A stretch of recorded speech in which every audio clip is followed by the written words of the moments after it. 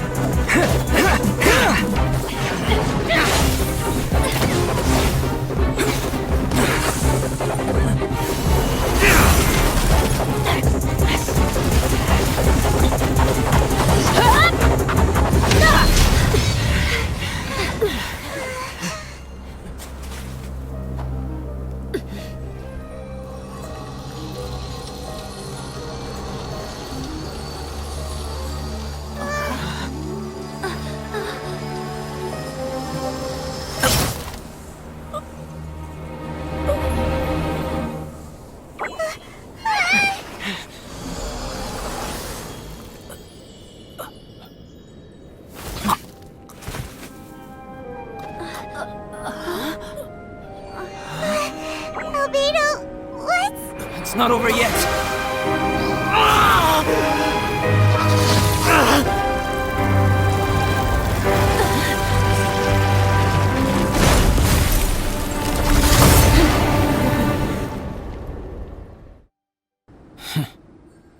What in the world was that thing? One moment it was human, the next it was a plant! Is everyone alright? We're fine. But can you please tell us what's going... I take it this monster is whom I had the pleasure of meeting last time. Correct. As you might have guessed, this is a mutated whopper flower. An extremely rare kind. But can whopper flowers turn into humans? Not typically. But conditions on Dragonspine are far from typical. Perhaps the dragon's blood seeped into the land, then was passed to the monsters via the ley lines, accelerating their rate of mutation. How could that happen? This mountain is home to the remains of Durin, the venomous dragon. If there is anywhere in the world one might expect life to do unfathomable things, Durin was an artificially created life form. Its existence is nothing short of a miracle, and in other words, this mountain we stand on is a cradle of life's profoundest mysteries. The avalanche. It must have been the work of this imposter.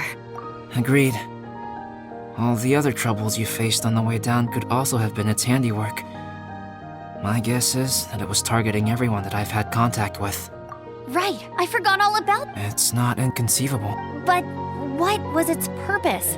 What... I have a preliminary hype. Whopper flowers are masters of mimicry, and those we encounter in the wild often appear in the vicinity of the plants they impersonate. In other words, the whopper flower likely has an instinct to replicate and replace. As a plant, it will disguise itself as another plant and infiltrate the group, hiding among them for cover. The plant being imitated has no way to detect or fight back against this behavior.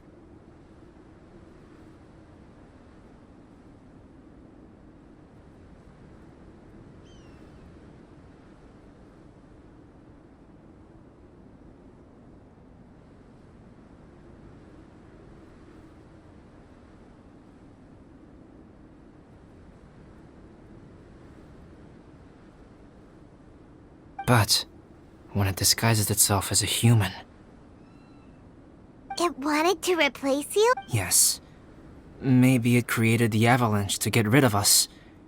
I predicted this eventuality, so I availed myself of the avalanche to hide and lure it out.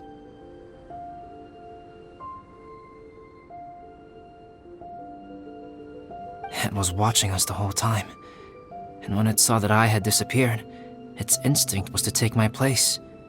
At that point, its disguise... Yes, that's exactly how whopper flowers operate. So when it approached and attacked Joel, what was that?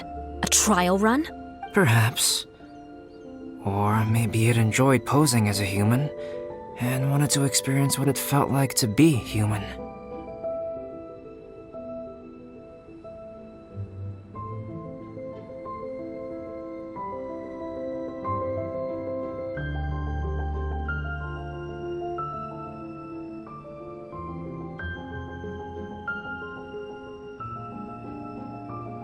We're fortunate to have discovered it in time. I think the Traveler was the first person other than Albedo to notice something was wrong.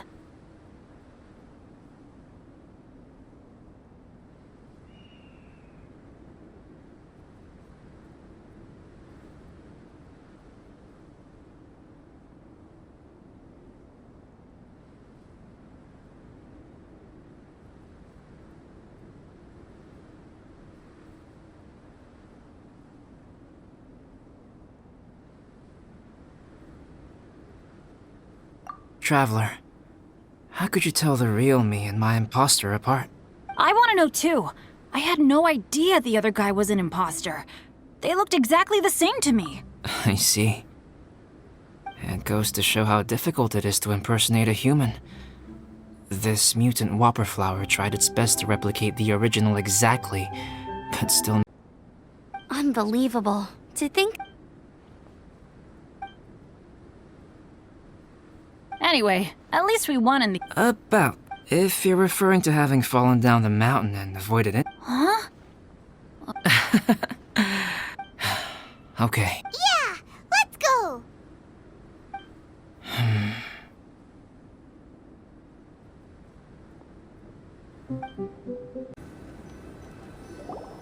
Sorry for bringing you back here once again.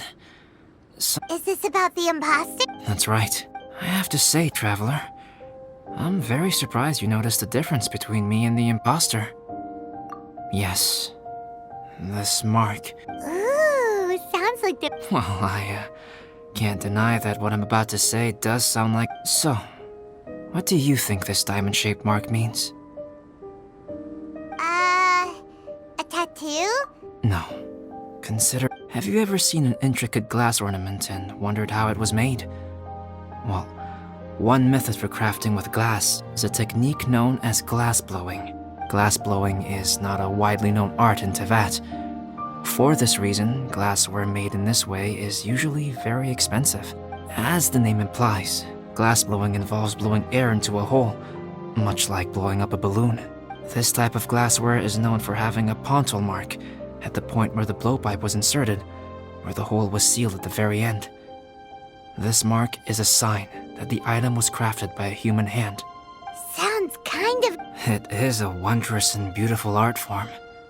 Alice says that these marks are seen as proof of the maker's fine handiwork, the only flaw in an otherwise perfect work of art. My mark is something similar to this. The difference between synthetic and natural life lies in the directional flow of the life force.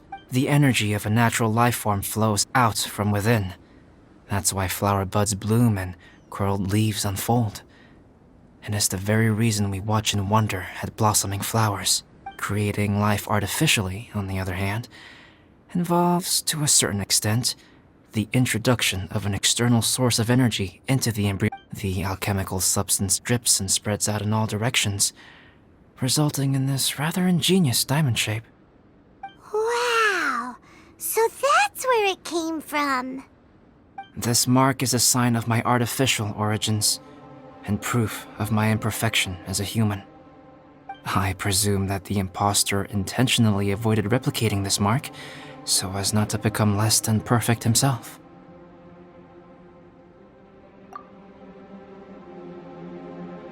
You are fundamentally different from other people. I have few qualms about sharing my secrets with you. Just as Paimon said, it all sounds like a story. Even if you were to tell anyone else, they would regard it as nothing more than a tall tale. The transcendent and miraculous are not the only things to which human beings aspire. They pursue the everyday, the ordinary, to a far greater extent than I would have ever imagined.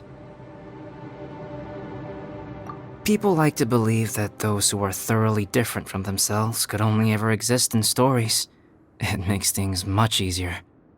Or, in other words, all of the unfathomable things we've seen recently would make good material for a novel. I have friends who write novels.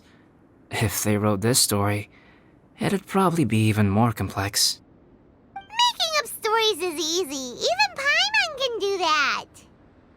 Oh, I didn't know you had that kind of talent. Paimon's the best guide in Teyvat. Making up stories is a piece of cake! In that case, how about we have a storytelling contest? We can base our stories on the events of the last few days. Sounds great! I understand. Creativity. We'll see whose story. Deal! Okay, we'll regroup with... Sure.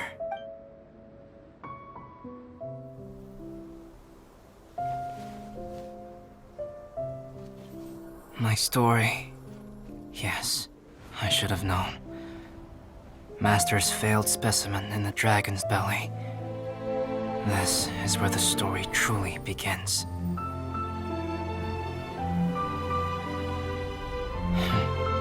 If we switched places, if you were the survivor, then as the abandoned experiment, the failure of the primordial human project, I'd want to replace you too. I would replicate your appearance, study your alchemy, and create miraculous life forms to divert your attention. I would wait for the right moment, then dispose of you in the Traveler, the sole person to have known your secret. And then, I could finally experience the joy of being brought into the world.